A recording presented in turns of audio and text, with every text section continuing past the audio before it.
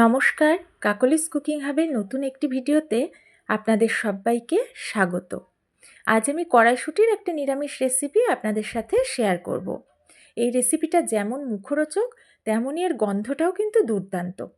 আর এটা বানাতে একদম ঝামেলা নেই, খুব সহজে বানিয়ে ফেলতে পারবেন। কড়াইশুঁটি তো বাচ্চা বড় সকলেরই প্রিয়, আর এটা খাওয়াও কিন্তু ভীষণ স্বাস্থ্যকর। এই রান্নাটা এতটাই সুস্বাদু হয় যে একবার খেলে আপনাদের কিন্তু বারবার এটা খেতে ইচ্ছা করবে। তাহলে চলুন রান্নাটা করে ফেলি। আজ যে রেসিপিটা আমি বানাবো তার প্রধান উপকরণ কড়াইশুঁটি। আমি এখানে বেশ কিছুটা কড়াইশুঁটি নিয়েছি। এই রান্নাতে আমি কিন্তু বিশেষ কোনো মশলা বা দামি কোনো মশলা ব্যবহার করিনি, একদম সাধারণ মশলায় বানিয়েছি। শুধু আমি কিভাবে বানিয়েছি স্টেপ বাই স্টেপ আপনারা সেটা লক্ষ্য করবেন, তাহলেই কিন্তু এটা খেতে সত্যি অপূর্ব হবে। এবার আমি এই কড়াইশুঁটিগুলোর খোসা ছাড়িয়ে নেব। এবার আমি কড়াইশুঁটিগুলোকে ছাড়িয়ে নিচ্ছি। আলাদা একটা বাটি নিয়েছি, তার মধ্যে রেখে দিচ্ছি ছাড়িয়ে। এই রান্নাটার জন্য কড়াইশুঁটি পরিমাণটা কিন্তু একটু বেশি লাগবে, কারণ এটাই যেহেতু প্রধান উপকরণ। আর এই রান্নাতে আমি দেব আলু। আলু আর কড়াইশুঁটির পরিমাণটা আপনারা বুঝে দেবেন, আলুর থেকে কড়াইশুঁটির পরিমাণটা যেন একটু বেশি হয়। সমস্ত কড়াইশুঁটি আমি ছাড়িয়ে একটা বাটিতে রেখে দিচ্ছি। এগুলো সব ছাড়ানোর পরে আমি নিয়ে নিয়েছি দুটো আলু। আলুগুলো খোসা ছাড়িয়ে ধুয়ে নিয়েছি। আলুগুলোকে আমি মাঝখান থেকে কেটে আবারও ছোট টুকরো করে কেটে নিচ্ছি। এক একটা আলু 8টা টুকরো করে কাটছি, আপনারা আপনাদের পছন্দ মতো কেটে নেবেন। গ্যাস ওভেনে আমি আগে থেকেই একটা বাটিতে কিছুটা জল বসিয়েছিলাম। জলটা গরম হয়ে গেছে। আমি হাফ চা চামচ লবণ দিয়ে দিলাম। এখানে আমি আলুগুলোকে সামান্য ভাপিয়ে নেব। এখন আলুগুলো ভালো করে ধুয়ে জল ঝরিয়ে আমি এর মধ্যে দিয়ে দিয়েছি। একটু নেড়েচেড়ে মিশিয়ে দিচ্ছি। এখন ঢাকা দিয়ে অল্প একটু ভাপিয়ে নেব। এখন গ্যাস ওভেনে আমি একটা কড়া বসিয়ে কড়াতে 1.5 টেবিল চামচ মতো সর্ষের তেল দিয়ে দিয়েছিলাম। ওদিকে আলুটা ভাপানোর পর আমি সাথে সাথেই জলটা ঝরিয়ে ফেলেছিলাম, কারণ গরম জলে রেখে দিলে আলু বেশি সেদ্ধ হয়ে যাবে। সেই জল ঝরানো আলু গরম তেলের মধ্যে দিয়ে দিচ্ছি। তেলটা কিন্তু আমি আলু দেওয়ার আগে হাই ফ্লেমে গরম করে নিয়েছি।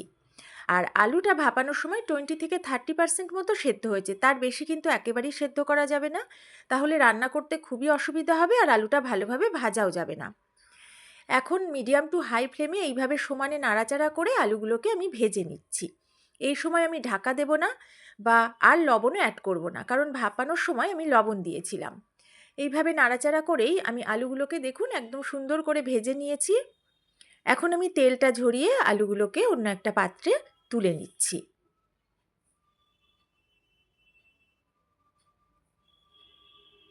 আলু ভেজে তুলে নেওয়ার পর কড়াতে আমি 1 টেবিল চামচ সর্ষের তেল দিয়ে দিলাম। তেলটা গরম হয়ে গেছে। এখন আমি এর মধ্যে ফোড়নে দিয়ে দিলাম 3টে ছোটো এলাচ, একটা দারচিনি স্টিক। ছোটো এলাচ 3টে একটু ফাটিয়ে দিয়েছি। আর আমি দিচ্ছি হাফ চা চামচ গোটা জিরে। তেলের মধ্যে আমি প্রথমে একটু ফোড়নটা নেড়ে নিচ্ছি। এটা একটু নেড়ে নেওয়ার পর ঢাকা দিয়ে লো ফ্লেমে আমি 25 সেকেন্ড মতো ফোড়নটা ভেজে নেব। ফোড়নটা বেশ ভালো করে ভেজে নিয়েছি। এখন আমি এতে দিয়ে দিচ্ছি 1.5 চা চামচ পরিমাণ আদা আর কাঁচা লঙ্কা বাটা। আমি এখানে আদার সাথে 3টে কাঁচা লঙ্কা বেটে নিয়েছি। যেহেতু ছিটকাচ্ছে আমি ঢাকাটা দিয়ে একটু আড়াল করে আমি তেলের মধ্যে আদা কাঁচা লঙ্কা বাটাটা একটু নেড়ে নিচ্ছি। এটা তেলের সাথে মিশে যাওয়ার পর আমি ঢাকা দিয়ে লো ফ্লেমে কয়েক সেকেন্ড ভেজে নেব। এদিকে এর মধ্যে আমি একটা মশলা বানিয়ে নেব। একটা বাটির মধ্যে আমি নিয়ে নিচ্ছি হাফ চা চামচের একটু বেশি কাশ্মীরি লঙ্কার গুঁড়ো, হাফ চা চামচ হলুদ গুঁড়ো, এর মধ্যে নিচ্ছি 1 চা চামচ জিরে গুঁড়ো আর 1.5 চা চামচ পরিমাণ ধনে গুঁড়ো। আর আমি এতে দিয়ে দেব গোলমরিচ গুঁড়ো। আমি এখানে 1 চা চামচের একটু কম নিয়েছি, আরও একটু গোলমরিচ গুঁড়ো আমি এর মধ্যে অ্যাড করে দিচ্ছি। এটা আপনারা আপনাদের স্বাদ মতো নেবেন। এবার দিয়ে দিলাম 1 চা চামচ লবণ, 1 চা চামচ চিনি, আর আমি এর মধ্যে কিছুটা জল অ্যাড করে দিচ্ছি। এবারে মশলাটা খুব ভালো করে জলের মধ্যে আমি গুলে রেডি করে রাখলাম।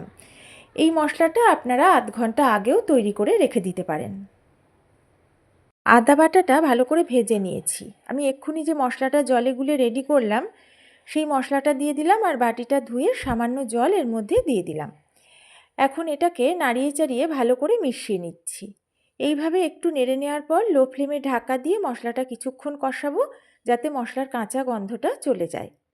কিছুক্ষণ পরে ঢাকাটা তুলে নিয়েছি। দেখেই বুঝতে পারছেন মশলাটা সুন্দরভাবে ভাজা হয়েছে। আমি একটু নেড়ে চেড়ে নিচ্ছি। দুটো মাঝারি টমেটো আমি মিক্সিতে পেস্ট করে রেখেছিলাম। সেই টমেটো পেস্ট আমি এখন এর মধ্যে অ্যাড করে দিচ্ছি।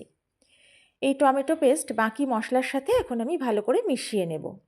আমি যে পরিমাণ রান্না করছি তাতে 2টো মাঝারি টমেটো পেস্ট আমার লাগবে। আপনারা আপনাদের পরিমাণ বুঝে টমেটো পেস্টটা ব্যবহার করবেন। এই রান্নাতে টমেটো পেস্ট বা গ্রেট করা টমেটো দিলেই বেশি ভালো হবে, তাহলে কিন্তু গ্রেভিটা সুন্দর হবে।